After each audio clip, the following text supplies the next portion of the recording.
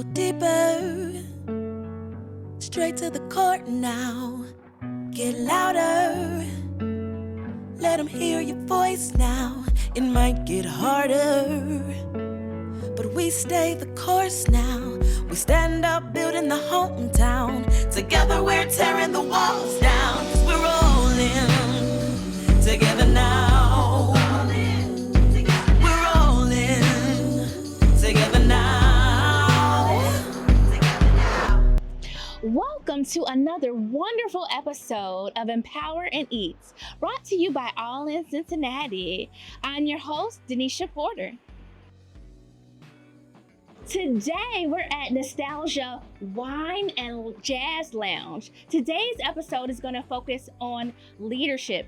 So stay tuned as we delve into the successes, the challenges, and the leadership strategies that have led to triumph for our Black women-owned businesses. Come on in and join the conversation. Hey! How are you? Good. Welcome. Thank you. Hey, Tammie, thank you so much for inviting me to your spot, Nostalgia Wine and Jazz Lounge. So tell me a little bit about yourself and what was the inspiration for you here? Yeah, so I'm from Cincinnati, born and raised. Went to high school at Hughes, right up in Clifton.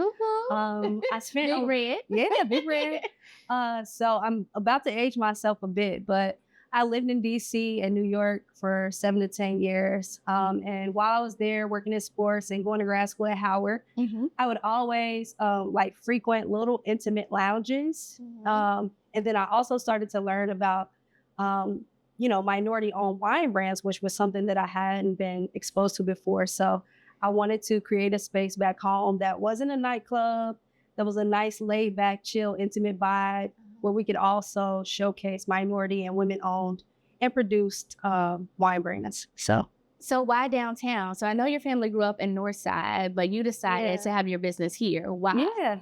So I grew up in Northside, me and my siblings, but my mom, her mom, most of my family, they grew up in the West End and right here on Vine Street. So right above Candle Lab is where my grandmother grew up. So at the time that I came home to scout locations, which was probably like 2017, there weren't any minority-owned businesses right here on Vine Street. And so I really felt like it was a prime opportunity to bring some culture to one of the prime streets right here in OTR. So that's why I chose Vine Street, and that's why I chose OTR. I love that. On the side note, what do you feel like is some of the greatest advice that your grandmother gave you?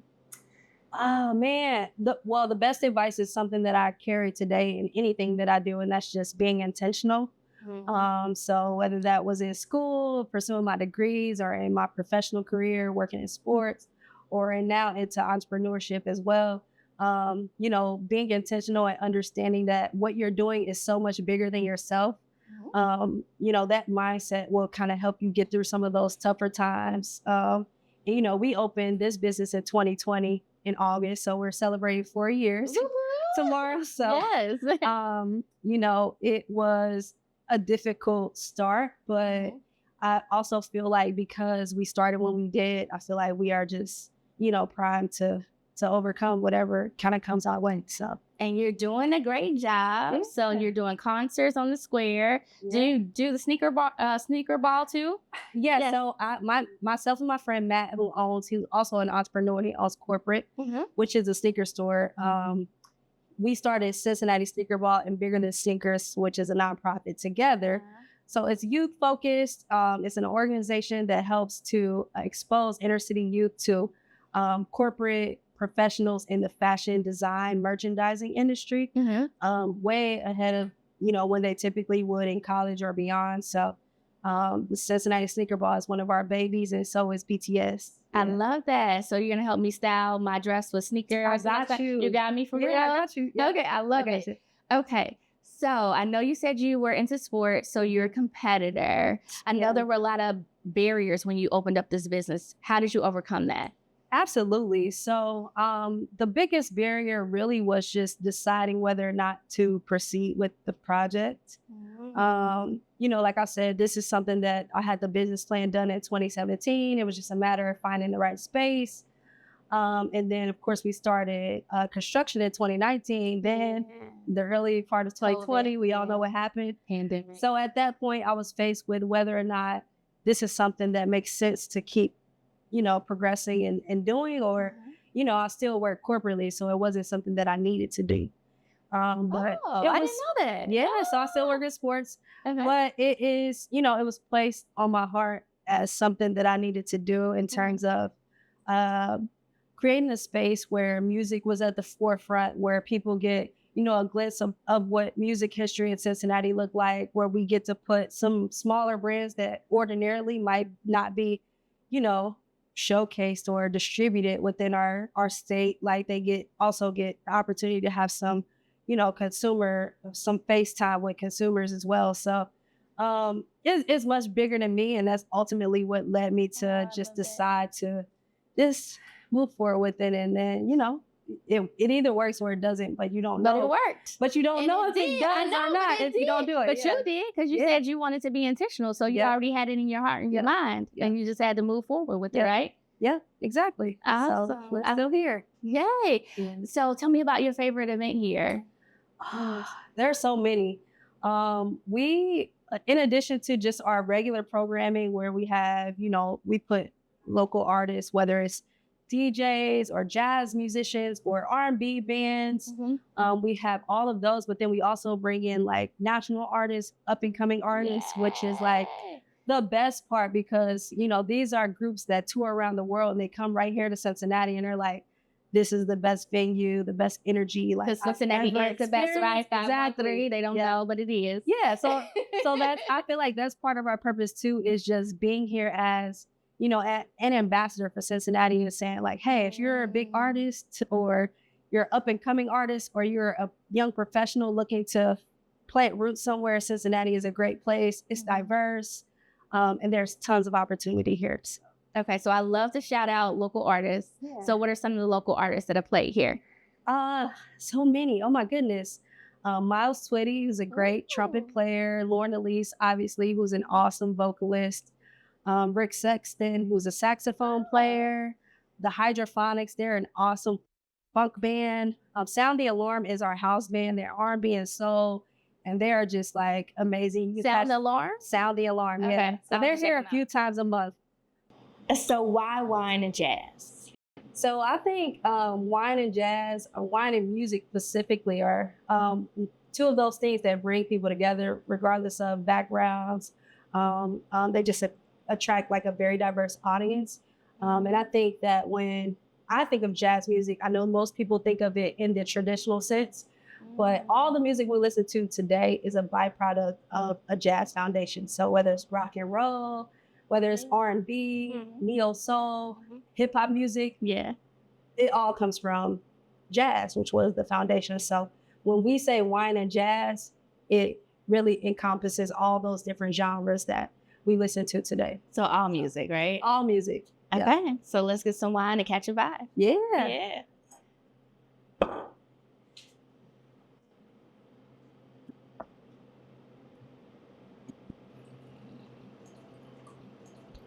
Finishing off the I bottle. love it. There you go. Cheers. Cheers. That's good. Real good. Yeah.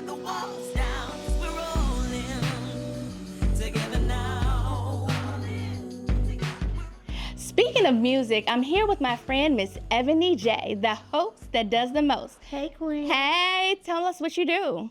So aside from DJing, showing up, I can DJ your event, but I can also host your event, or I can be a motivational speaker.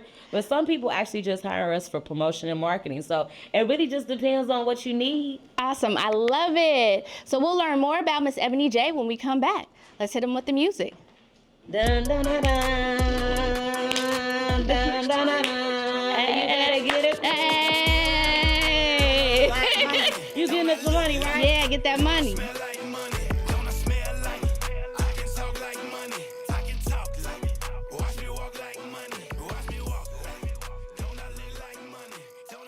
Welcome back to Empower and Eats. And joining us today, we have Council Member Victoria Parks.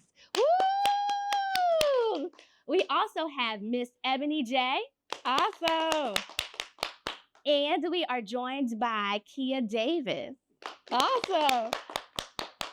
All right, so let's just hop right into it. Kia, can you tell us about your business, Early Affirmation Dolls? All right, so this is our product, and she is a doll.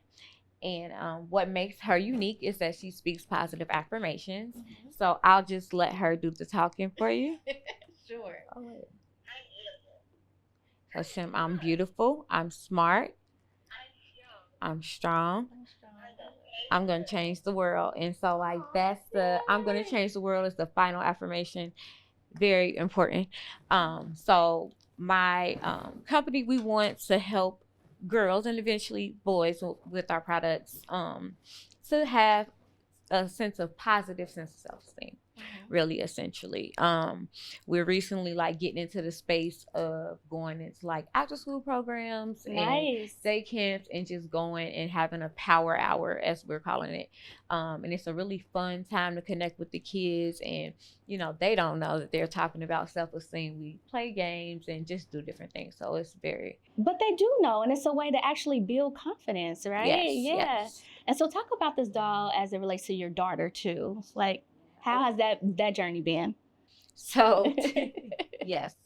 So we started saying the affirmations with our daughter well before she could even talk. She was like the baby. Aww. And so we call those the core 4 that she says. So, I mean, she has grew up with them. And now she's 5 and she can probably say them in her sleep. And so, but she just plays a big part because I want to make sure that I am instilling in her all the confidence and empowerment. So she's a big reason why we have the company. Right. And I love this too, because I feel like in life, sometimes you're taught to love others before you learn to love yourself. And so what this doll does, it gives you a practice to learn to love yourself. And so I really, truly enjoy that. Yeah. Yes. Thank you. Yes. You're welcome. Yes. All right, Ebony J, tell us about yourself. Oh, well, aside from being a media personality, I own a media center. Yes. So at our center, we teach students how to do podcasting, DJing, and recording. And we also help business owners with their marketing, the media. We understand that right now, the digital age, everybody wants to be online. But it's about making sure that you're online and you're safe. Not just that, but it's about having the knowledge and the skills, okay? A lot of people are doing it, but they're not doing it correctly. And that grinds my gears because they need to do it right. Yeah. So what we do is teach you how to do it the right way. We're going to give you the knowledge and we're going to give you the skills. And because you have them both, you're going to be able to be confident. And I love that because, as a little girl, I've always struggled with confidence. So people would think I'm so confident. No, I'm really not confident at all. I struggle with it very hard. But because I'm knowledgeable and I have the skills, that brings out the confidence. And that's how I'm able to show up. Wow. You can never tell though, because when you're on, like you light up a room, and I appreciate that. Oh, thank you. Well, it comes with practice. That's why I've been telling you, keep practicing now. Very true. Councilmember Parks, what are some things that we can do as it relates to policy to help our Black business owners? I am so excited to be a part of this and with council. We focus on creating policies that will help, that will create the funding, the resources, and mentorships for young Black entrepreneurs. And it is set to even the playing field for you so that you will be a part, so that we can bring business and entrepreneurs together. I love that.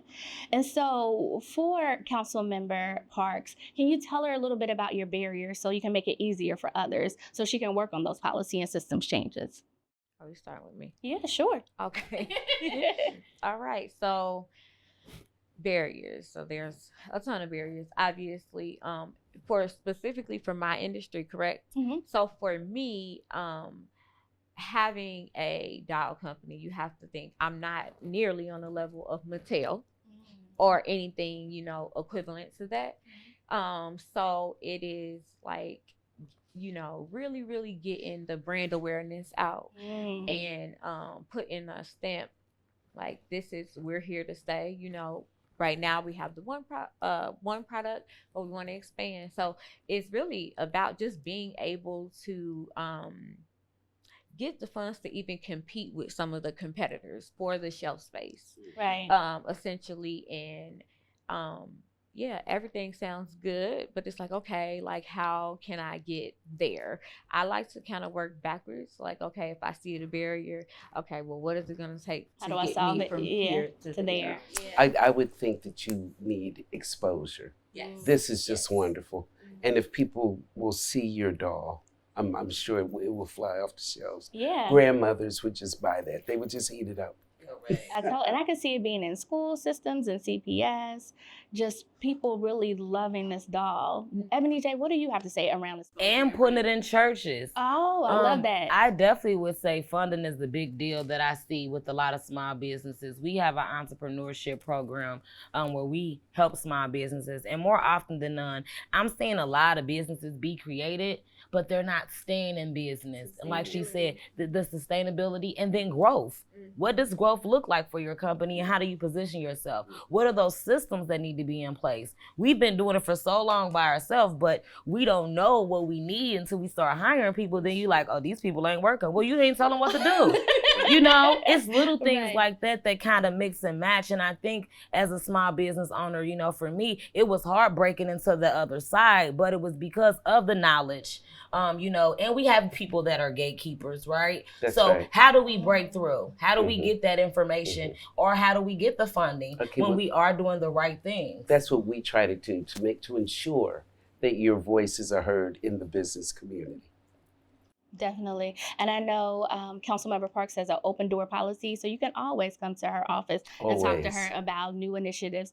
I really wanted to touch on something that you're doing with the youth right now, Ebony. So can you talk a little bit about that? Well, our big goal is to really just stop the violence, okay? Right. As a young girl, like I said, I struggled a lot with self-esteem, but I also was suicidal. I didn't have someone that I could go to talk about how I felt or the things that were going on. So at the Ebony J Learning Center, our goal is to be that safe place for the kids. And more often than not, we've been having a lot of kids now learn more about the program. So they're starting to really pull up and they want to hang out and, you know, be there with us. So our whole goal now is to raise the funds. We're coming up on our 1-year anniversary of being open.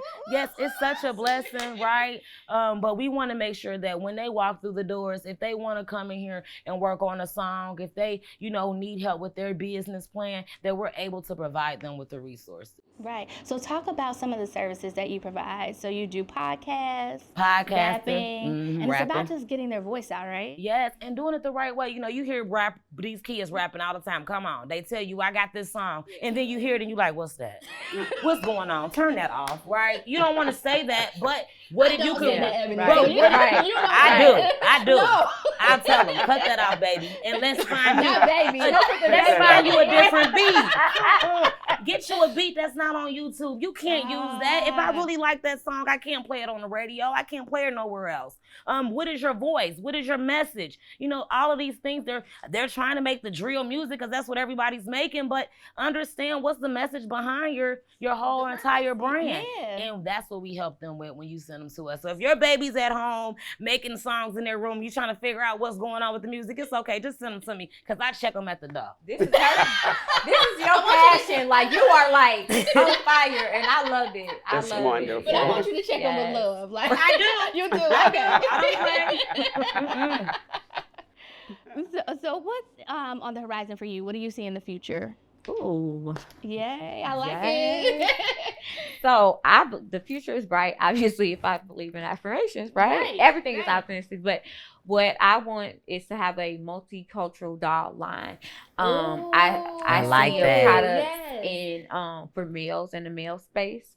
But we're always, our niche is affirmations. Our niche is empowerment, is positive, is all things that. So definitely creating more products. And just connecting with more individual like students, kids, like that's what we're about. So do you have any affirmations that you're like sitting on right now? Can you give us a sneak peek? So what are they? beautiful, I'm smart, I'm strong, and I'm going to change the going world. to change the world. Okay. Yeah. So do you have another one that maybe? Let me think. Oh, she got me on top of that one. Yeah, she It's did. okay. That's all right. So She got it. She can do it. I think one that's fitting is just I deserve to be here.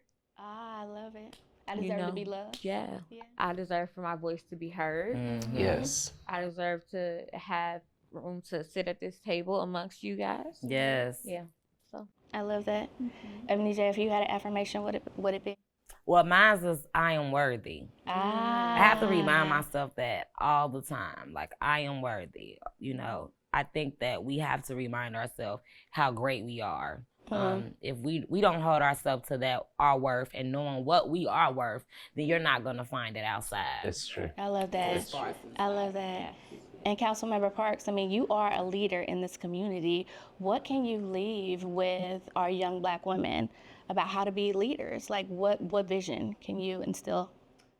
Just know that whatever your dream is, it is not accidental. You were made that way.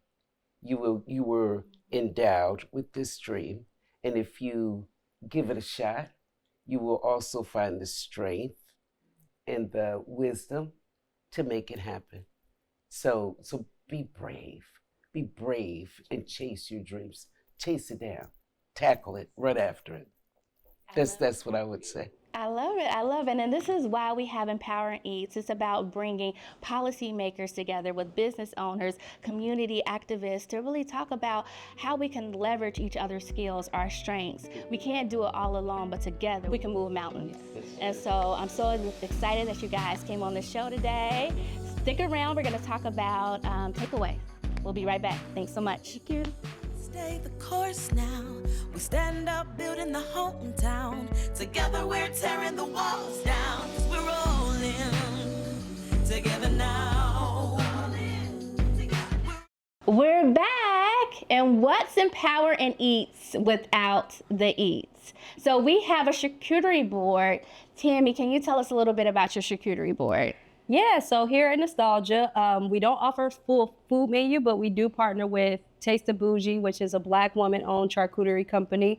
And it's kind of like our approach to wine, where we try to make it more approachable and less, intimidating. So we have some cheeses, some fruits, some things that we all love to indulge in. Yes. And kind of made it look pretty. I love the cheeses. And so that's the vibe.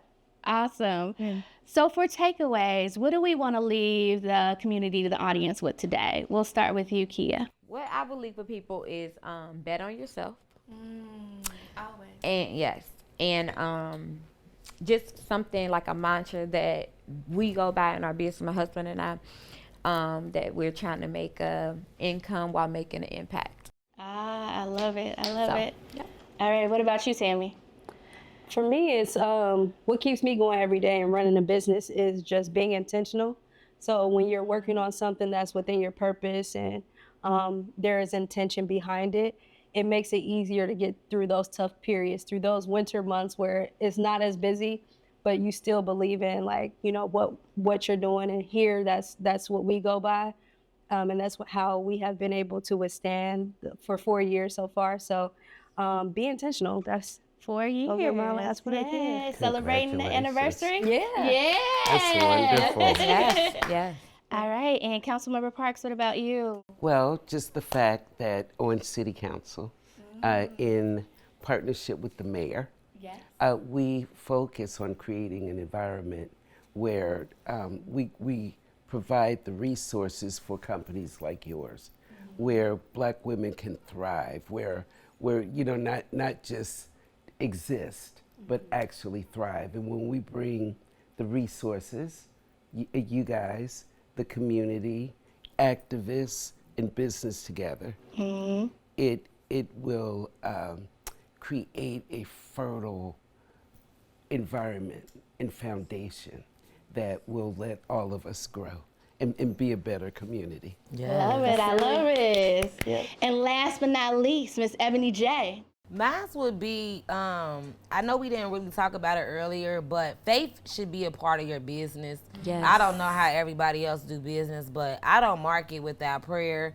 I don't do business without praying. And I just think that the only way for as an entrepreneur to be able to see success is to really, really lean and rely on God. So I wanted to leave that as my motivation. You know, my mom, I was always raised on Philippians 4:13. I could do all things through Christ that strengthens me. I have to repeat that every morning to remind myself. I know it's a whole bunch of tasks on the schedule, but I can knock it out and I can get it done. So for all you entrepreneurs, you know, make sure you find some faith, or make sure you at least have a higher power that you're looking up to get you through those tough moments, because it's hard out here in business. I love it. And my takeaway is don't let anybody tell you no. And I got that from one of my mentors right here. Life can be hard, but as long as you stay dedicated and focused and on your journey, you can accomplish anything. So I want to toast to that. Everybody raise your glass. Thank you so much for being on the show today. Great job. Woo! Stay tuned for another episode of Empower and Eats. Coming up next week, we'll have more policymakers and more Black women-owned businesses. Thanks so much. You have a great day.